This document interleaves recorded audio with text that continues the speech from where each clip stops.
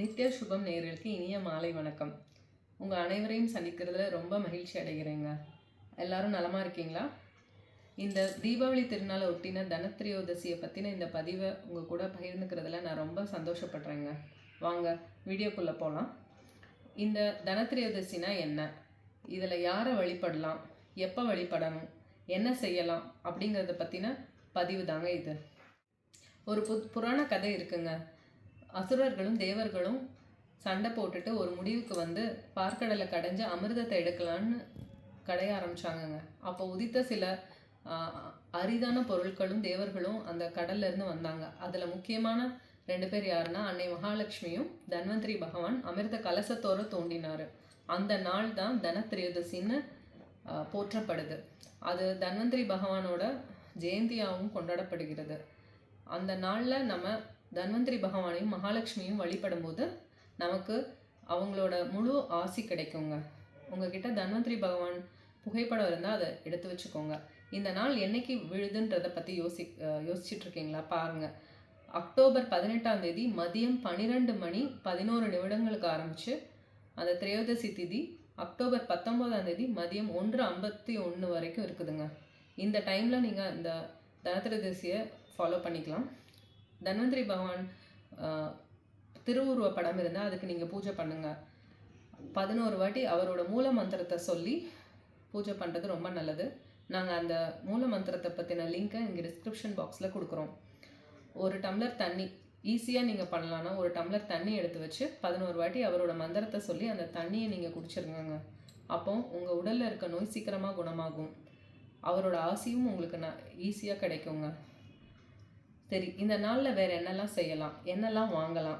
தங்கம் வெள்ளி வாங்கலான்னு எல்லாருக்கும் தெரியும். இன்றைக்கி தங்கம் வெள்ளி விற்கிற விலையில் அதை விட சிறந்த பொருட்கள் சில இருக்குங்க. அதை வாங்கலாம்.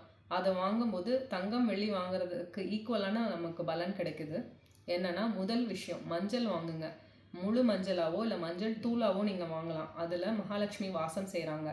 2வது, கல் உப்பு வாங்குங்க. கல் உப்பு கடல்லேருந்து எடுக்கப்படுது. அதில் தன்வந்திரி பகவானும் மகாலட்சுமியும் உறைஞ்சிருக்கிறாங்க.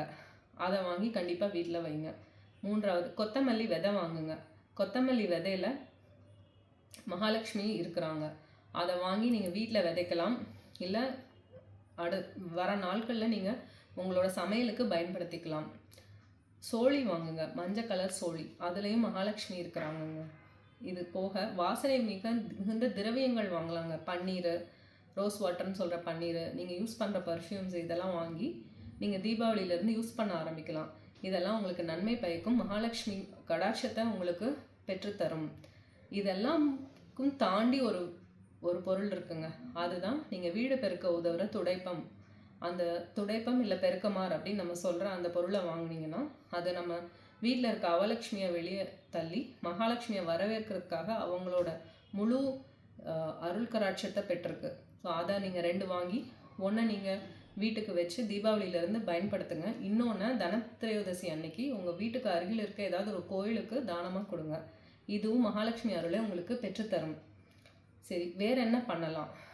அன்னைக்கு உங்களால் முடிஞ்ச அளவுக்கு தான தர்மங்கள் பண்ணுங்கள். ஆனால் என்ன தானம்ன்றது ரொம்ப முக்கியங்க. மருந்துகளை தானமாக கொடுக்கலாம். ஒரு சின்ன விக்ஸ் பாட்டிலையோ இல்லை அமிர்தாஞ்சனோ இல்லை ஒரு காய்ச்சல் மாத்திரையோ அதை வாங்க முடியாதவங்களுக்கு தானமாக கொடுங்க. இல்லை உங்ககிட்ட ஒருத்தங்க மருத்துவ உதவின்னு பணம் கேட்டாங்கன்னா அதை நீங்கள் தனத்ரயோதசி அன்னைக்கு கொடுக்கறது மிகவும் சிறந்தது. இது போக நோயாளிகள் உணவுக்கு கஷ்டப்படுவாங்க. அவங்களுக்கு நீங்கள் கவர்மெண்ட் ஹாஸ்பிட்டல் அந்த மாதிரி இடங்களுக்கு போய் நீங்கள் உணவை தானமாக கொடுக்கலாம் நோயாளிகளுக்கு. இதுவும் உங்களுக்கு தன்வந்திரி பகவானோட அருளாசியை முழுமையாக பெற்றுக் கொடுக்குங்க. இதெல்லாம் கடைப்பிடிங்க. தனத்ரயோதசியை சிறப்பாக கொண்டாடுங்க. இந்த வீடியோ உங்களுக்கு பயனுள்ளதுன்னு நீங்கள் நினச்சிங்கன்னா எங்கள் நித்ய சுபம் சேனலை லைக் பண்ணுங்கள், ஷேர் பண்ணுங்கள், கீழே இருக்கிற பெல் பட்டன் கிளிக் பண்ணுங்கள், சப்ஸ்கிரைபும் பண்ணுங்கள். நன்றி. அவனருளாலே அவன் தாள் வணங்கி அவனின்றி அணுவும் அசையாது. இப்படிக்கு வணக்கம் சு ராமசாமி அடிகளாரின் சிஷ்யை சுப்புலக்ஷ்மி.